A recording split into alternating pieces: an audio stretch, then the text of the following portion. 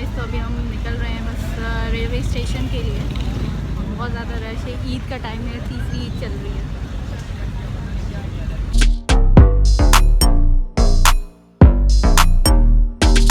Railway station inter करते ही सामने आपको काउंटर्स नज़र आते हैं, और जिसमें एक काउंटर पे आपकी अंदर जाने की टिकट होती है जो आपको लेनी होती है। तो ये टिकट लेके अब हम अंदर रवाना हो रहे हैं। ये रहा हमारा घर के सामान जो कि हम लेके जा रहे हैं अपने साथ। बहुत ज़्यादा भाई, और ये मैं, और ये मेरा एक छोटू सा पर्स जिसको मैं संभाल के। तो ये बंदी मेरे से मिलने आई है। थैंक यू मनाल फॉर कमिंग। चलें अब हम ट्रेन की तरफ जा रहे हैं। वैसे आप कौन सी ट्रेन में जा रहे हैं? यार मैं जा रही हूँ तेज़गाम पे जा रही हूँ मैं।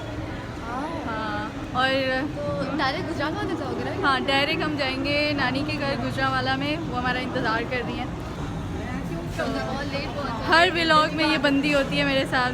अभी इस व्लॉग में भी ये बंदी है मेरे साथ। मैं हुई इतनी अच्छी। हाँ, ये बात है, ये बात है। ये अंकल सामान उठा रहे हैं और पता नहीं कैसे उठा रहे हैं। तो भाई साहब अभी हम ये पुल क्रॉस करके 3rd नंबर वाले जो है ना, दैट इज़ द तेज़गाम। वही भाग। ये कूली साहब हमारा सामान लेके जा रहे हैं। बिलीव मी, ये इतने मेहनती होते हैं ना कूली, और इनका जो खून पसीना है सच में पता चलता है हलाल की रोज़ी यार।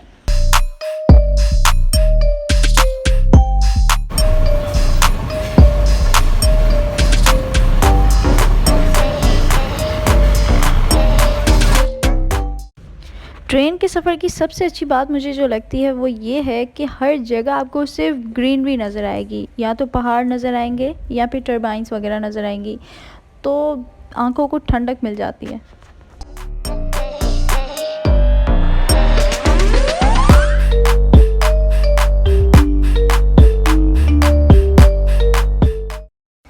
चलते चलते अब आ गया है हैदराबाद का स्टेशन, जहाँ पे आपको इतनी भीड़ नज़र आ रही है। लोग अब तक अपनी ट्रेन का वेट कर रहे थे।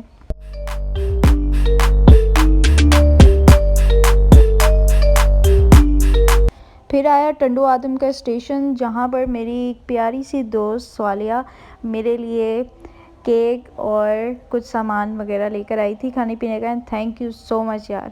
और ये मेरी बहन घर से इतना ज़्यादा सामान लेकर आई है कि मुझे ऐसे लग रहा है कि हम यहाँ पर बेचने के लिए आए हैं। ओके, गुड नाइट, सुबह मिलते हैं।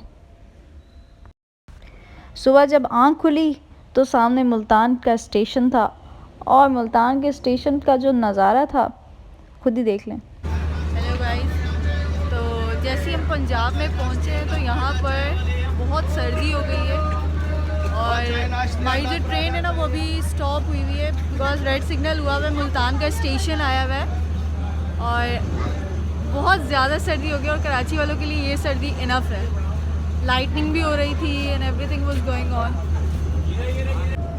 आज सुमन और मैं सेम ड्रेसिंग करके आए with same colour of glasses. ये देखें, दोबारा गाइस, यहाँ पे बहुत ज़्यादा सर्दी हो रही है और हम सारे लॉन के कपड़े लेके आए। हमें नहीं पता था। बिल्कुल अप्रैल में दिसंबर वाला माहौल हो गया यहाँ पर। लाइटनिंग बहुत हो रही है, तेज़। ये ऐसी लाइटनिंग मैंने कराची में ऐसी कोई ख़ास देखी नहीं। बहुत ज़्यादा तेज़ लाइटनिंग होती है यहाँ पर। ऐसा लगता है कि बिल्कुल एक लंबा सा, पता नहीं, पूरी आसमान को बिजली ने घेर लिया है। अच्छा, अभी हम लोग अंदर आ गए क्योंकि हमें थोड़ी सी सर्दी ज़्यादा ही लग रही थी, लेकिन आपको आवाज़ें भी आ रही होंगी आसमान की। ये सुमन, यहाँ पर स्टेशन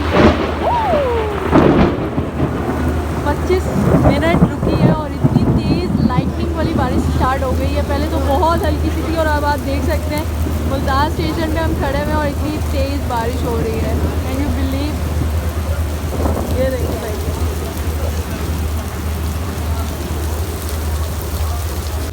खड़े खड़े पूरे गीले हो गए। ओह, लाइटनिंग अब तक चल रही है।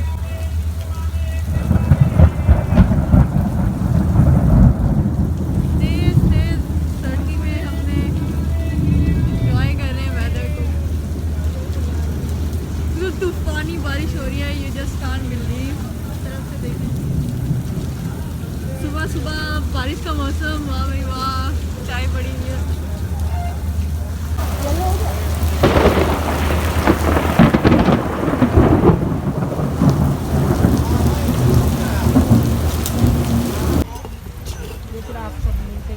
कैसा वेदर हो और चाय ना हो कैसा हो सकता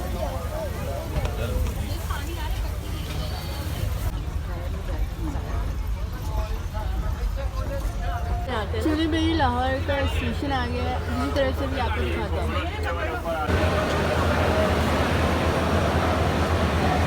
ये लाहौर का स्टेशन और ये हमारी ट्रेन है जो अभी रुकी हुई है।